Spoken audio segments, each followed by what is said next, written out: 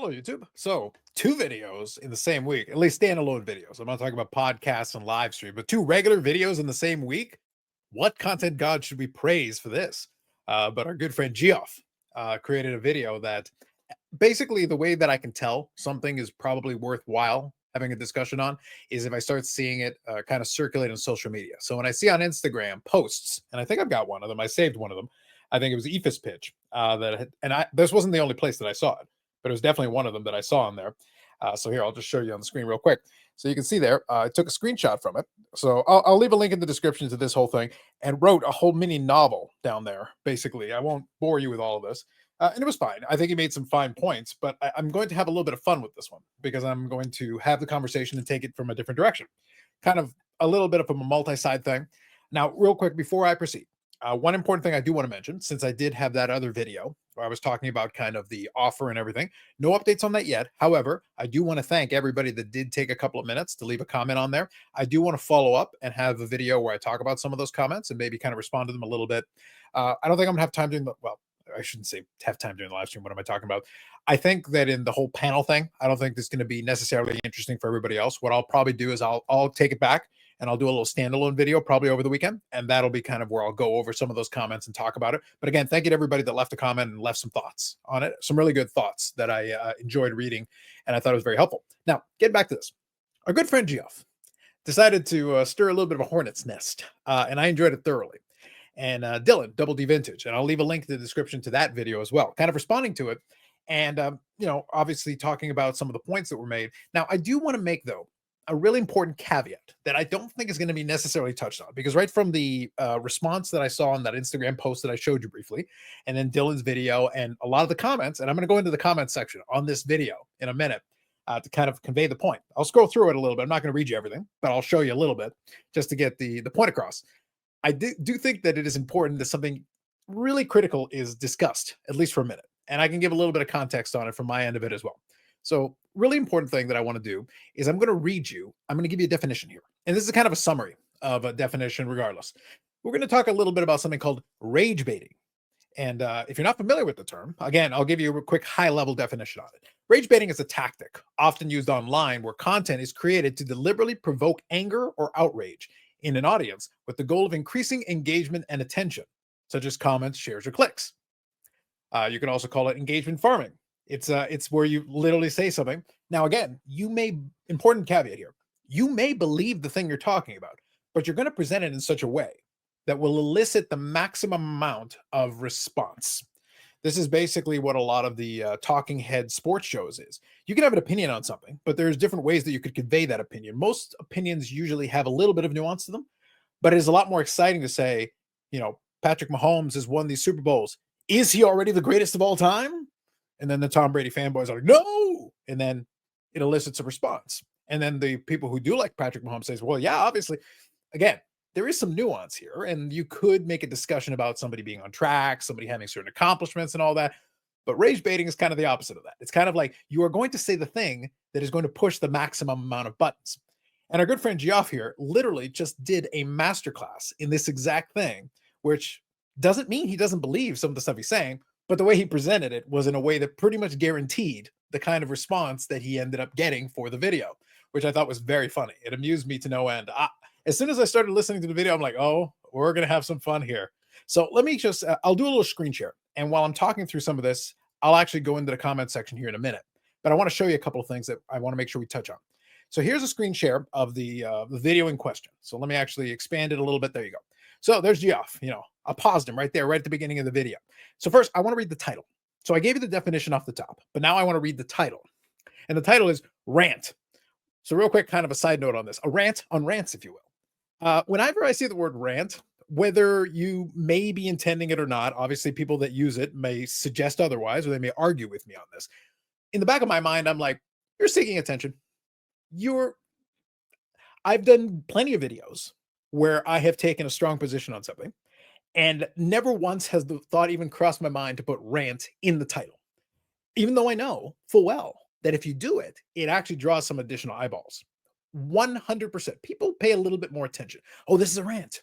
Well, I've done videos that probably would qualify under those circumstances, but to me, it's a shortcut. It's a cheap way out. It's basically you're trying to get attention, whether you claim that you're intending to it or not. Maybe it's just instinctual and you go for it and you just try to label it as such. But the moment you put rant in there, it does draw the eye a little bit more. Well, literally, Geoff here led with it. The first word is rant, and then follow that up right after that. The other piece of the puzzle. The thumbnail is kind of provocative as well.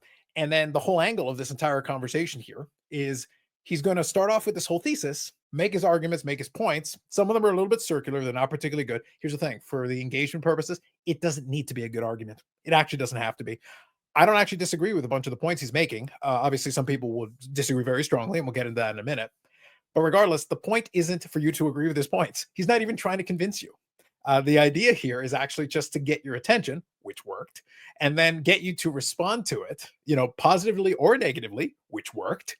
So in other words, it was like, wow, chef's kiss. It was a masterclass in basically listening to the response, because the sports card folks do like to respond to this kind of thing. But if you put Rain in the title, deep down inside, somewhere in there, you're trying to get attention. You're trying to draw, the eyeballs towards whatever it is you're doing, which is fine. Perfectly fine. Look, right in the corner, it says praise the content gods. Far be it from me to judge you. We're all in the pursuit of the praise from the content gods ourselves as well. May they look down upon us fondly. But the point is that when you're doing this, you are trying to do that. And the whole tone and tenor of this video went down the path of trying to convey this specific thing. Now, let me go into it, go down here. I'm going to go through a couple of comments. I want to make sure I touch on it. So what I'm going to do is I'm going to hit refresh just to make sure we got all the latest and greatest. And then I'm also going to pause it because I don't necessarily need to listen to them again. If you want to check out the video in its entirety, I will throw it in the description for you so you can check it out for yourself. But let me come right back with a little editing magic and we'll continue. All right, we're back. So we're up to 110 comments on this. So right off the bat, 3,300 views, which is not bad in about a day, 110 comments and 142 likes. So let me just put newest comments to start off at the top. And you know what? Here you go, Geoff. Since I appreciate a good troll, I'm giving that a thumbs up. It's getting a thumbs up from me for the engagement. All right, let me scroll through. I'm not going to read you all the comments. I do want to touch on a few specific ones that'll specifically, hit on some of the keys that we're going here. And you can see a little bit of a mixed bag. There are going to be a lot of folks that disagree with them vehemently, and I'll get onto a couple of those. But then there's also folks that kind of play into it. So right here, this Sean Mathis here. Reading the comment section is comical. I agree with that. Lots of crybabies. Y'all are pathetic. Well, that's one end of the argument there. Next one here is going to touch on a topic that we're going to get into, and actually, I'll bring it up here. It goes right here. Eric Olson, my father chased the Louis Taint rookie back in '65. So I know that a couple of the comments are going to touch on this, and I know Dan from Dan's Vintage Baseball PC, I've had him on the channel, and I appreciate a lot of his input. I enjoy his videos as well, so you definitely check out his videos if you haven't already. If you're probably checking this out, you probably know his stuff regardless, but I would say check out his videos. But he gets very passionate about this, and specifically keyed in on one specific comment, which I'll touch on in a minute. But the whole Louis Taint thing obviously is the thing. Look, here's the thing, and I'll be very blunt with you. Obviously, I have a lot of fun on my channel. We do a lot of different things. My videos tend to take on certain categories. This is a category where I'm kind of talking through something. I'm having some fun with it, but I'm also trying to convey a tone of I'm just going to talk through some of my points, say my piece with it, and then you can agree or disagree with me, and that's fine. But if you notice, the tone is more of a straight laced, as opposed to a Friday where I might fly off the handle or we'll have a little bit more fun with it. The Friday has a little bit of a shtick to it. And that's always something where I've talked about on the live as well, many a times, is that the balance between us talking about something in a straightforward way and then having a little bit of fun and going a little bit off the wall and being wacky. We spinal tap the thing. We turn it to 11 a lot of the time. There is a line between that and it'll oscillate. It depends on the topic. Certain topics require a little bit more seriousness. Other topics we can be a little bit wackier. And I'm no stranger to specifically pushing some buttons when it's a little bit fun. Earlier in the history of the channel, I'll just give you a quick one. Earlier in the history of the channel, I established the whole lore in the canon behind the Mike Trout, the fish boy thing. And it really came down to this. So again, you can start off with something that you believe and then also turn it up to 11 to really push on the whole narrative. The whole idea was that I remember at the time, obviously a lot of people were talking about Trout and they were kind of pushing him as a second coming. And I kind of just rolled my eyes at it. But after a while, I got really irritated with it. The truth is, I don't care. If you believe he's the greatest baseball player of all time, that's your business. I put him firmly in the category behind the greatest outfielder with a fish last name, Tim Salmon. He's no Tim Salmon, but the guy tries. But you use the WAR and all these advanced metrics to try to make him better. The point is, I watched him play, and it's one of those things where I wasn't nearly as impressed with him as other people were. But they would always try to make these projections at the time. He's going to be one of the greatest of all time and all that. And to me, it just wasn't there. That doesn't mean he's not a great player, but it's kind of a counter to the sheer amount of people that were kind of pushing him at that time. I went all the way the other way. And, I went out of my way to be like, come up with all kinds of rationales and excuses. The guy sucks, you see? And then as he started getting increasingly injured, it became more and more entertaining. And I would really play it up to the point that when the World Baseball Classic happened, if any of you have been on the channel, when the World Baseball Classic happened, I literally cut together a video of clips of him and that ended with his strikeout. And I literally threw in, I think I threw in the $1 Million Man clip of him cackling the whole, like I'm playing it up. I'm literally pushing it as far as we go. But there was a time, and for some of you who have been on the channel later, may not be aware of that. There was a time during the Friday live stream that some people would get into arguments with me to it. I literally had pushed the buttons so far and I'd pushed them so many times that they literally would get into rage-induced, reaction to it. And that'll come into play here in a moment. But just to be clear, it was intentional.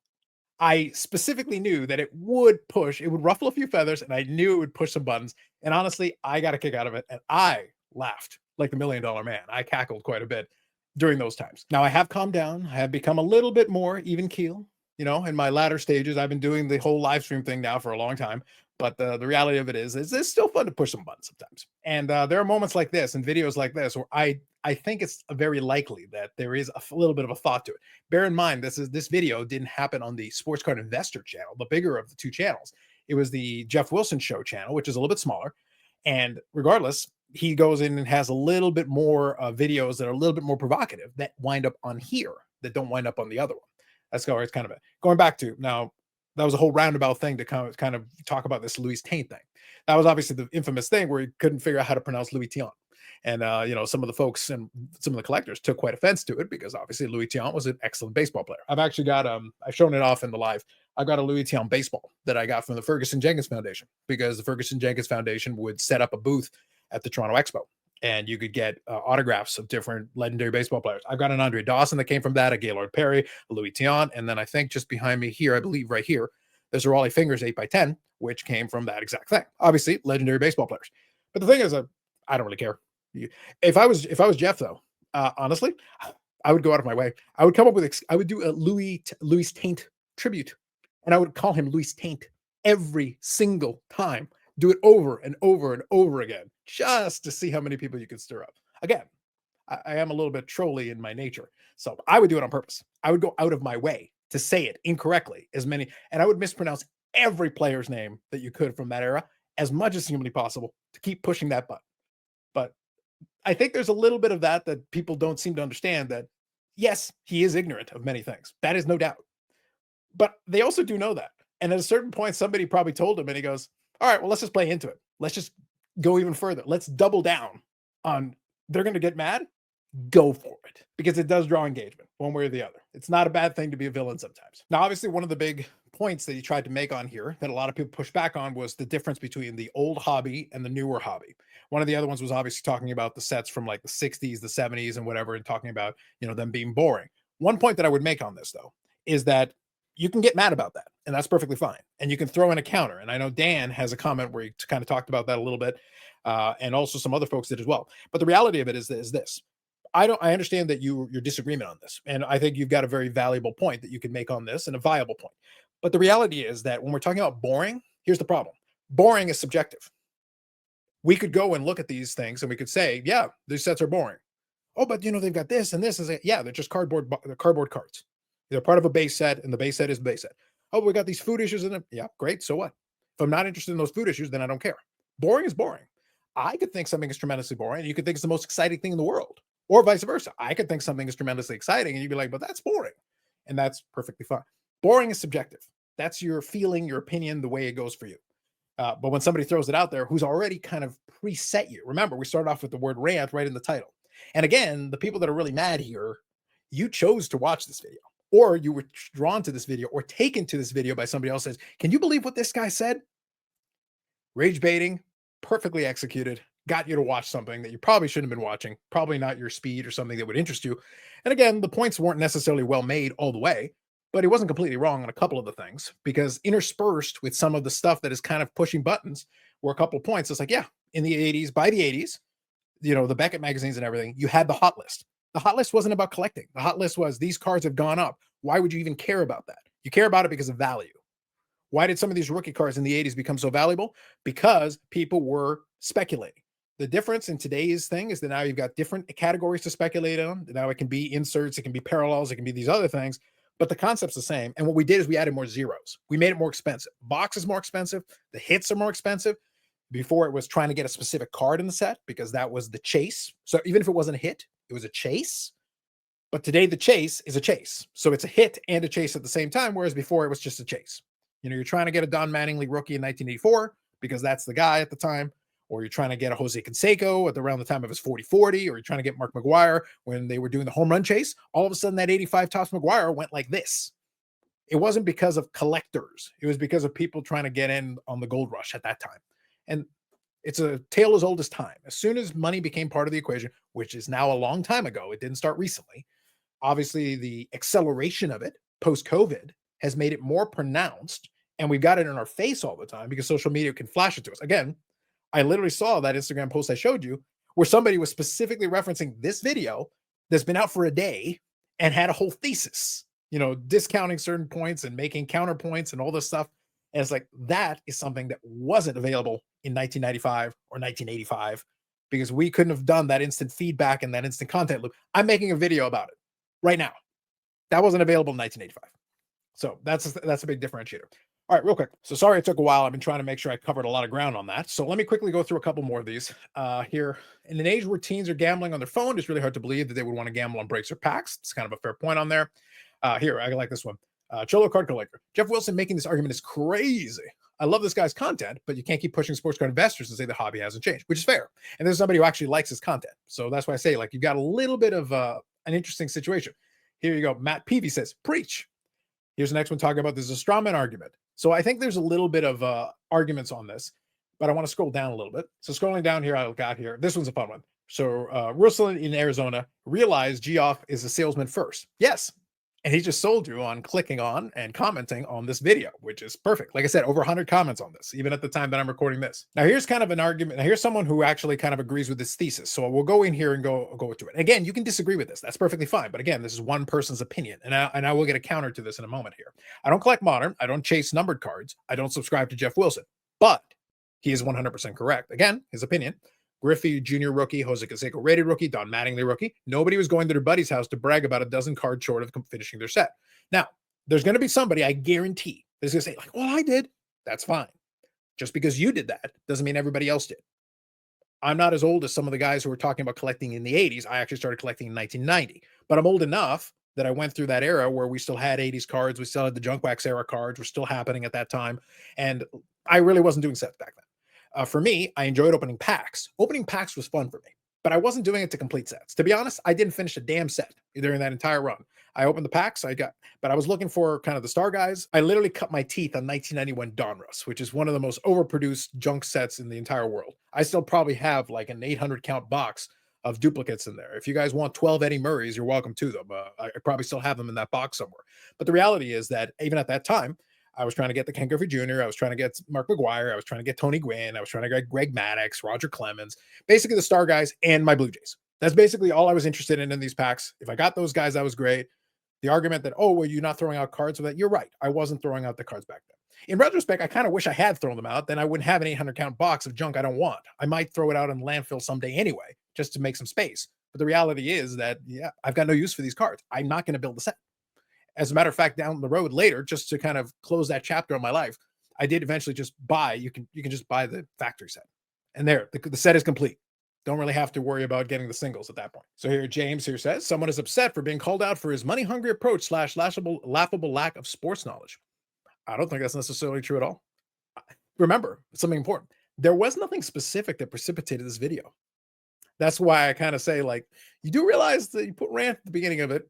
Literally went for the most argumentative way he could possibly have presented this, because there's a bunch of ways you could have given a story and given a whole explanation and kind of given your take on it and done that. You could have done that in a way that would have invited a discussion, that would have invited a conversation.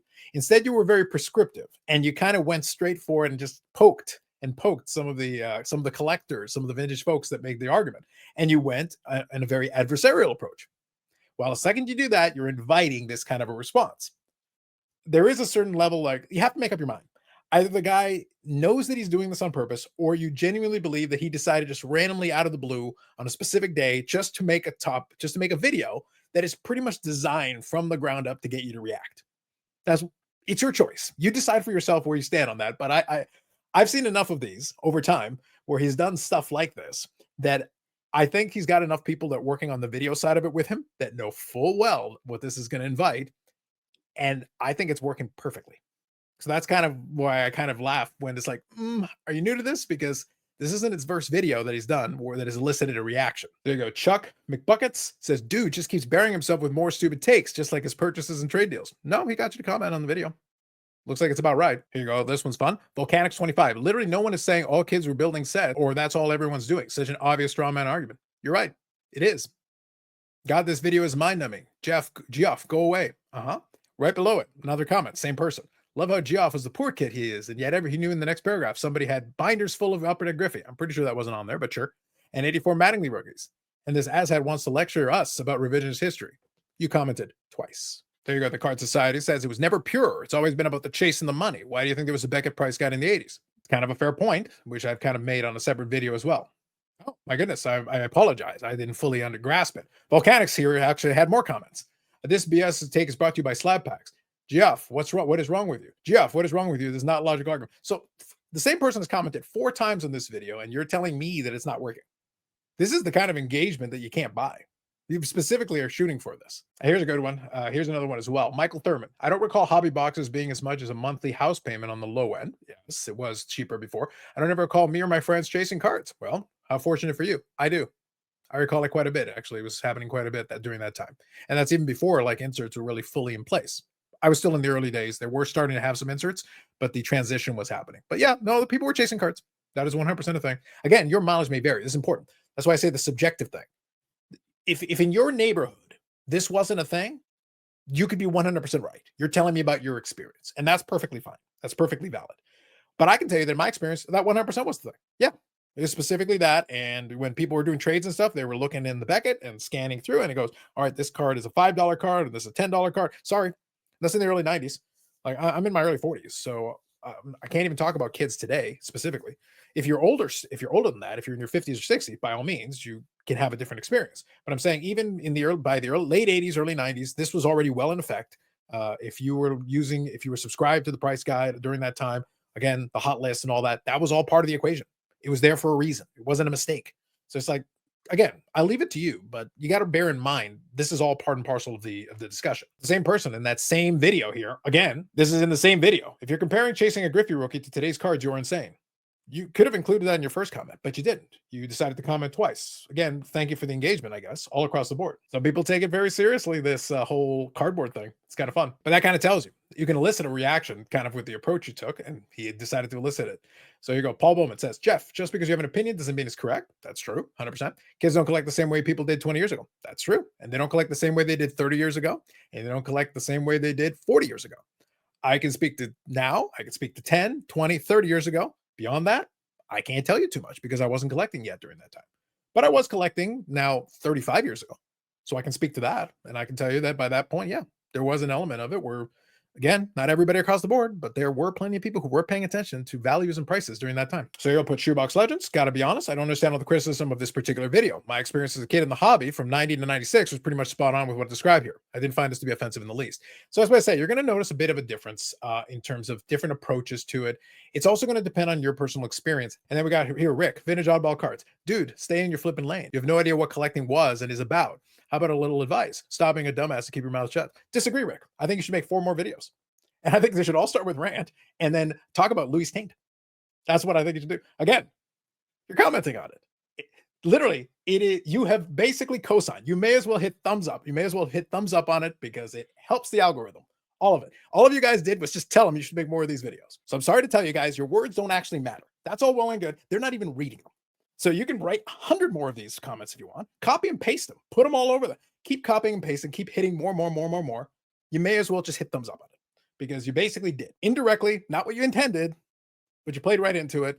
You may as well have just walked right into the trap because this is what the video was designed for. It was always designed. That's why you don't see any responses to it. You can say, look, there's no thumbs up. There's no little hearts on any of them.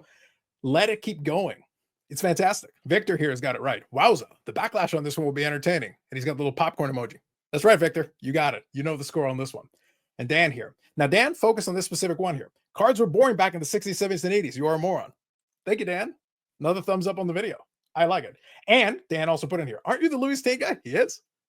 It's like, is this a comedy show? Because you seem like a guy who knows nothing. No, he's a guy who knows how to get you to comment. And you did. Like, look, so I got to be honest with you guys. It's not to pick on anybody. I wanted to read, like, I read a bunch of different ones, positive and negative. So I kind of went in both sides of this equation. But I'm sitting there going like, yeah.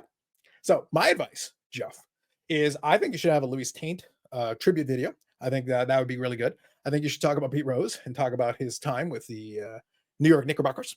I think you should make more videos on that. Talk about his time with the Harlem Globetrotters. That was a big piece of it. And yeah, just literally just keep poking. And let me tell you, those 60s, 70s, and 80s cards, trash. I think you should do a video just talking about how they're trash. Literally landfill fodder in the making. And the faster we shred them all and burn them, I bet they burn with bright colors and everything. It's very exciting. So like I said, look, my point in this is mostly to have fun because frankly, I enjoyed it thoroughly. And the reaction to it was even better than anything else. That was the only reason that I really felt like making a video about this. The reaction to it was perfect. But okay, let me do a synopsis of a couple of actual thoughts on the video, the real thoughts on the video. I didn't have a problem with some of the thesis points they made. As usual, some of the points are kind of circular. They are straw man arguments on it. They're making definitive statements where definitive statements don't apply. Because in reality, your experiences are going to vary. So there is a little bit of, there are people in pockets and neighborhoods and everything where like nobody cared about values. It wasn't any of that. There were tons of set collectors. They were all over that. And then there are some of those folks who still kind of feel like that's the way the collecting is today. There are other folks who kind of chase specific singles. Chase and hit become synonymous. They are two different things. A hit is, kind of your high value insert, your parallel, your low numbered thing, your one of one, all those things. And a chase is just kind of whatever you want. Because if you did buy boxes of 84 Donruss trying to get the Don Mattingly and you were trying to get those and you opened packs for it, you were chasing the Mattingly, but it wasn't a hit. It was part of the base set. It was part of everything else. Today, you might be looking for the gold prism version of it if you were opening a Panini product. But that's the difference between then and now. The reality is that I've operated in both those environments and I collected through the different eras as things shifted. So for me, the change was more gradual. I didn't have this sudden jump. If you were away for a while and suddenly came back, it'd be a big shock to the system to see how these things change. And even between today and the pandemic period, we saw a big change. The pre-pandemic period showed you one thing. The pandemic did all these things with these prices on a lot of these things, and it went all over the place. And Jeff Wilson is basically the poster child for this entire era. So every time somebody gets mad at something, he is the lightning rod for it. The thing is, they know that. So in a lot of ways, the safe play would be to say very little, keep it very even keel, and don't take any stance on anything, because that way you can stay out of it.